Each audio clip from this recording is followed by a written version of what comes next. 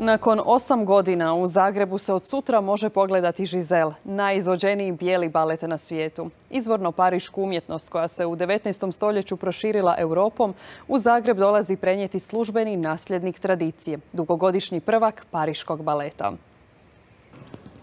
Bijeli balet na špicama vraća se u Hrvatsko narodno kazalište u Zagrebu. Haljine od bijelog tila s krilcima spremne su za novu produkciju naslova kojega 8 sezona nije bilo na programu HNK.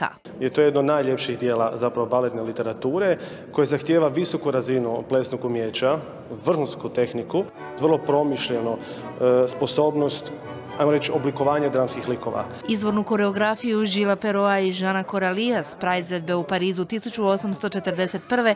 povijesno prenosi višegodišnja Étoile, baletna zvijezda pariške opere, Španjolac José Carlos Martínez. Svojedobno je ovdje kao princ gostovao u Labuđem jezeru. Za Giselle je važno imati dobar temelj u baletnom ansamblu za drugi čin. Zagrebački ga balet ima i sve je besprijekorno funkcioniralo na probama. U 8 predstava, koliko ih je u planu, plesat će čak 6 različitih Gisela, a mnoge ćemo plesače vidjeti u više uloga. Među ženskim ulogama u međunarodnom sastavu ističu se 2 Hrvatice, mlada Anamarija Marković i prvakinja na vrhuncu karijere Iva Vitić-Gameiro.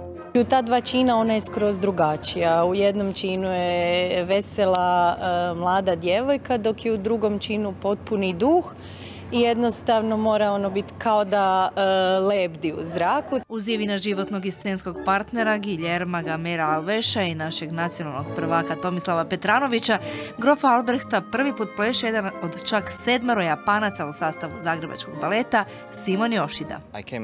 Iako dolazim iz Japana, kad sam imao 7 godina, majka me povela u Pariz na predstavu Giselle, u kojoj je lik Albrehta plesao upravo José Carlos Martínez.